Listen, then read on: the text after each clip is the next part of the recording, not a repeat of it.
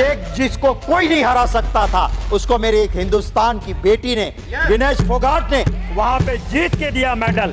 आज उसकी हालत आपने क्या की थी? आपकी क्या नीति थी? वो बेटी जब न्याय मांग रही थी, पुरुष उसको घिसड़ के ले जा रहे थे। क्या ये आपकी नीतियां हैं? वही सरकारें आई जिसने ये नहीं कहा कि अंग्रेजों ने खड्डे खोड़े हैं मित्रों, मैं क्या कर सकता हूं, ये नहीं कहा। उन सरकारों ने काम किया और देश को आगे बढ़ाया। कभी ये नहीं कहा, कभी ये नहीं कोसते रहे कि पिछली अंग्रेजों ने ये किया वो किया, हम क्या करें। नहीं, करके दिखाया। आज की ये सरकार 10 साल खत्म होने के बाद भी गाली देते हैं पुरानी सरकारों को। बताइए 10 साल में क्या किया वो तो बताइए। अरे आप पुरानी सरकार को गालियां देते हो। आप देख रहे हैं आई वर्ल्ड, मैं हूं आपके साथ जुबैर अली। दोस्तों, किस तरह से भरे सदन के अंदर अभी आप लोगों को पता है कि विनेश फोगाट ने जो मेडल जीता है, उससे पहले हमारे रेसलर ने कितनी भारी कुर्बानियां दी हैं और उनको किस तरह से प्रोटेस्ट के समय पर घसीटा किया। दोस्तों, आज भरे सदन के अंदर से जो तस्वीर, जो वीडियो सामने निकल कर आई है, उसके बाद से तो लोगों ने यह कहना शुरू कर दिया कि मोदी तो गयो। देखिए, ज्यादा बात ना करते हुए इस वीडियो को मैं शुरू करता हूं। आप लोग इस वीडियो को शुरू से आखिर तक देखिए कि किस तरह से इस सांसद ने पूरी तरह से, हम ये कह सकते हैं, बीजेपी की धज्जियां उड़ाकर रख दी हैं। कोई भी बात उनसे पूछी जाती है कि भाई तुमने क्या किया 10 साल के अंदर, तो वो पिछली सरकार को कोसने लगते हैं कि पिछली सरकार ने ये किया वो किया, इस वजह से हम आगे नहीं बढ़ पा रहे हैं। तो आप सत्ता के अंदर बैठकर क्या कर रहे हो? भाई वीडियो को शुरू करते हैं, फिर मैं आखिर में आप लोगों से बात करूंगा। कि जिसको कोई नहीं हरा सकता था उसको मेरे एक हिंदुस्तान की बेटी ने, विनेश फोगाट ने वहां पे जीत के दिया मेडल।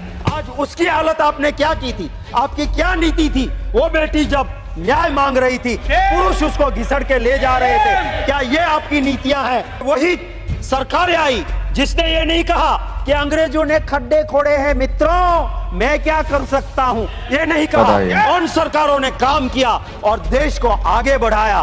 कभी ये नहीं कहा, कभी ये नहीं कोसते रहे कि पिछली अंग्रेजों ने ये किया वो किया, हम क्या करें। नहीं, करके दिखाया। आज की ये सरकार 10 साल खत्म होने के बाद भी गाली देते हैं पुरानी सरकारों को। आप बताइए 10 साल में क्या किया वो तो बताइए। अरे आप पुरानी सरकार को गालियां देते हो।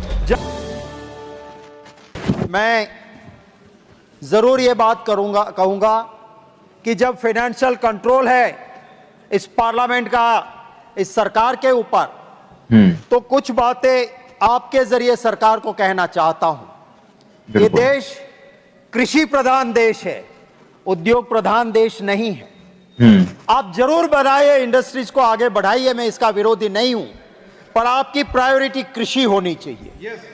आप जीएसटी उन किसानों के, उस ट्रैक्टर पे, उन बीज पे, उन दवाई पे, उन साधनों पे लगाते हो, और दूसरी ओर आप प्लेटिनम पे कस्टम कम करते हो। प्लेटिनम पहनने वाले कितने लोग हैं? आप प्लास्टिक पे कस्टम बढ़ाते हो। अरे प्लास्टिक हर घर में हर हिंदुस्तानी यूज करता है। प्लेटिनम यूज करने वाले आपके चंद दोस्त हो सकते हैं, आम हिंदुस्तानी नहीं हो सकता है। मैं कहना चाहता हूं कि इस देश में हम रोजगार की चिंता करते हैं। मैंने सरकार को आगाह किया था कि सिंथेटिक डायमंड आ रहा है। गुजरात के उस सूरत में डायमंड पॉलिशिंग हो रही है। कितने युवाओं को रोजगार मिलता है। आप अगर चाइना के ऊपर कंट्रोल नहीं करोगे, आप सिंथेटिक डायमंड के ऊपर कंट्रोल नहीं रखोगे, वो बेरोजगार होगा। सूरत में डायमंड पॉलिशिंग करने वाला आज सुसाइड करने में मजबूर हो रहा है। सावन के महीने में वहां पे कारखाने बंद हो रहे हैं। सरकार की नीतियों की वजह से ये सब कुछ हो रहा है। नीतियों पे मैं चर्चा करता हूं क्योंकि मैं मेरी मर्यादा जानता हूं एप्रोप्रिएशन बिल पे बोलने की। पूरे एशिया में largest ship breaking yard Bhavnagar के अलंग में था। आज वो अलंग की हालत क्या करके रख दी है आपने? प्लॉट पड़े हैं, शिप वहां नहीं लग रहे हैं, वो आपकी नीति की वजह से है। बांग्लादेश में शिप ब्रेकिंग यार्ड चल रहा है, पाकिस्तान में चल रहा है, ताइवान में चल रहा है, और मेरे देश में गुजरात के उस अलंग में शिप ब्रेकिंग यार्ड क्यों नहीं चल रहा है? आपको थोड़ा सोचना होगा। मैं जरूर ये कहूंगा कि आप जब स्पोर्ट्स की बात करते हो, आप रमत की बात करते हो, आपकी नीति कैसी होनी चाहिए? आज पूरा देश फक्र के साथ सिर ऊंचा रखता है कि जिसको कोई नहीं हरा सकता था, उसको मेरे एक हिंदुस्तान की बेटी ने, विनेश फोगाट ने वहां पे जीत के दिया मेडल। आज उसकी हालत आपने क्या की थी? आपकी क्या नीति थी? वो बेटी जब न्याय मांग रही थी, पुरुष उसको घिसड़ के ले जा रहे थे। क्या ये स्थिति बना दी थी विनेश फोगाट के लिए? मैं ये कहना चाहता हूं सभापति महोदय, जम्मू कश्मीर वो हमारी जान है। देश की आजादी के बाद वो जवाहरलाल नेहरू जी थे, वो सरदार वल्लभ भाई पटेल थे, जिन्होंने जम्मू कश्मीर को हमारे देश के साथ जोड़ के रखा। ये अटल बिहारी वाजपेयी जी को भी मैं याद करूंगा। वो अटल बिहारी वाजपेयी जी थे जिन्होंने कहा कि सिर्फ जम्मू कश्मीर की जमीन नहीं, वहां के लोगों का जमीर भी हमें जीतना होगा। वहां के लोगों के दिलों को जीतना होगा। आपने क्या कर दिया? उसका स्ट्रेट मिटा दिया आपने। आप कहते हो 370 निकाल के हमने शांति कर दी। कौन सी शांति की है?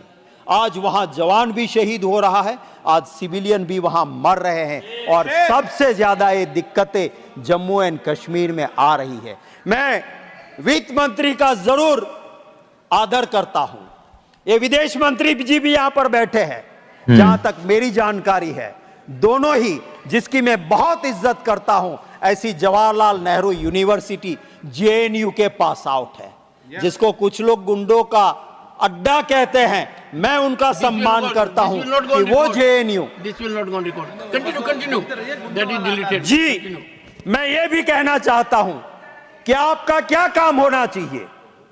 ये देश जब आजाद हुआ, अंग्रेजों ने जितना जहर डालना था डाल के गए थे, भाषा के नाम पे, प्रांत के नाम पे, मजहब के नाम पे।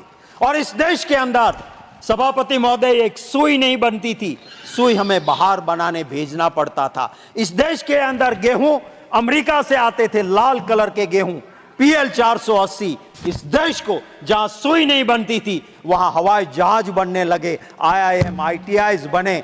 जहां पे गेहूं बाहर से लाते थे, वहां हरित क्रांति हुई, हम धन धान के भंडार बाहर भेजने लगे। ये वही सरकार आई जिसने ये नहीं कहा कि अंग्रेजों ने खड्डे खोड़े हैं, मित्रों मैं क्या कर सकता हूं, ये नहीं कहा। उन सरकारों ने काम किया और देश को आगे बढ़ाया। कभी ये नहीं कहा, कभी ये नहीं कोसते रहे कि पिछली अंग्रेजों ने ये किया, वो किया, हम क्या करें। नहीं, करके दिखाया। ऐसा होना चाहिए। सरकार 10 साल खत्म होने के बाद भी गाली देते हैं पुरानी सरकारों को। पुरानी सरकार को 10 साल में क्या किया वो तो बताइए। बिल्कुल, आप पुरानी सरकार को गालियां देते हो, जहां अटल बिहारी वाजपेयी जी भी रहे, जहां चंद्रशेखर जी भी रहे और सरकारें भी रही, आपको उनकी अच्छी बातें दिखाई नहीं देती है। मैं ये जरूर कहूंगा कि आज आप जो GST का, कल ही मेरा क्वेश्चन था सभापति महोदय, GST में जितनी गड़बड़ियां हो रही है, आप टैक्स का नया स्ट्रक्चर लेके आते हो, पर पुराने स्ट्रक्चर में कौन चोरी कर रहा है, इसको पकड़ने की आपकी अपनी काबिलियत होनी चाहिए। मैं सभापति महोदय, ये जो एप्रोप्रिएशन बिल में कोऑपरेटिव सोसाइटीज के लिए भी आज हम मंजूरी दे रहे हैं, कंसोलिडेटेड फंड में ले जा रहे हैं।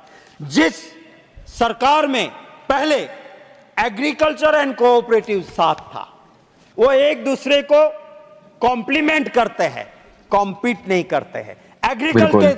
एग्रीकल्चर के साथ कोऑपरेटिव सोसाइटीज था, आज होम के साथ। क्या दंडा चलाना है कोऑपरेटिव में? होम के साथ कोऑपरेटिव क्यों हो रहा है? और ये क्या हो रहा है?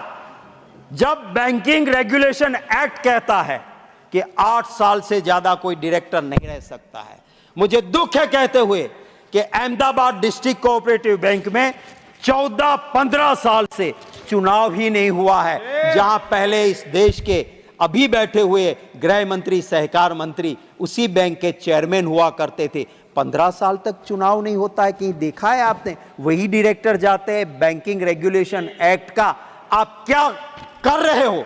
सच्चाई तो यह है कि अमूल जैसी, जिसने इस देश को एक बहुत बड़ा नाम दिया विदेशों में भी, जो अमूल है, वहां का चेयरमैन क्योंकि आपकी पार्टी का नहीं था, आप तोड़ के ले जाके वॉशिंग मशीन में डाल के उसको आपका बनाते हो। क्या ये बताइए। कोऑपरेटिव्स का काम है? कोऑपरेटिव सोसाइटी का क्या ये काम है? क्या ये दूसरों काम के है सांसदों कि को तोड़ना, आप दूसरों की पार्टी मैंडेट तोड़ना। दोगे पार्टी का? अरे कोऑपरेटिव सोसाइटीज में कभी भी सभापति महोदय राजनीति नहीं आती थी। राजनीति से ऊपर उठ के सब साथ मिलके काम करते थे। सभापति महोदय, इसी एप्रोप्रिएशन बिल में हम डिफेंस को पैसे दे रहे हैं, मुझे खुशी है। ये जय जवान जय किसान जय पहलवान वाला देश है। मैं कंक्लूड कर रहा हूं सर, नीति आपकी ऐसी होनी चाहिए कि जो जवान आपके वहां भर्ती होता है देशभक्ति के लिए आता है, हम चैन की नींद सोते हैं तो उन जवानों की वजह से सोते हैं। और वहां पे अगर आप अग्निवीर जैसी स्कीम लेके आओगे तो इस देश की सुरक्षा का क्या होगा? इसी चिंता के साथ मैं आपका दिल से धन्यवाद करते हुए मेरी बात खत्म करता हूं। तो आप लोगों ने इस वीडियो को शुरू से आखिर तक देखा। वीडियो के अंदर साफ तौर पर बताया गया कि किस तरह से अंग्रेजों को लेकर ये बातचीत की जाती है कि अंग्रेजों ने गड्ढे खोदे हैं और पिछली सरकार ये नहीं कर पाई, वो नहीं कर पाई।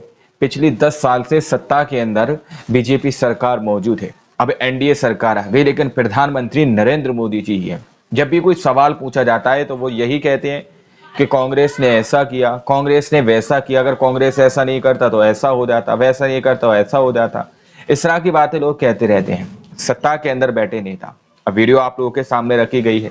हमारे देश की बेटी ने एक ऐसे चैंपियन को हराया जिसको दुनिया के अंदर कोई नहीं हरा सकता। हमारे इंडिया की बेटी विनेश फोगाट ने उसको हराया दोस्तों। अब आप लोग सोचिए, एक नफरती टोली पूरी तरह से उस पर एक्टिव हो जाती है और हर तरीके की मुमकिन कोशिश करती है कि विनेश फोगाट को किसी भी तरह से मेडल ना मिल पाए।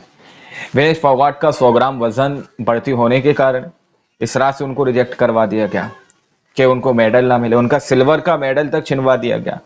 लेकिन अब तस्वीरें, कुछ खबरें ऐसी सामने निकल के आ रही हैं कि विनेश फोगाट को मेडल भी मिल रहा है। तो आप लोग सोचिए कि ऐसे रेसलर जो हमारे देश के लिए मेडल जीत के ला रहे हैं, उनके साथ किस तरह की अभद्रता की गई थी। और जो सेना, आज जिस सेना की वजह से हम लोग अपने घर के अंदर सुरक्षित और सेफ महसूस करते हैं अपने आप को, उस सेना के लिए अग्निवीर योजनाएं बनाई जा रही हैं। अब आप लोग समझ सकते हैं, ज्यादा बातें करना ज्यादा उचित नहीं है।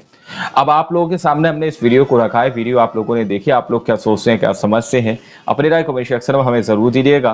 मिलते अगली वीडियो में, जब तक के लिए अपना ख्याल रखिएगा।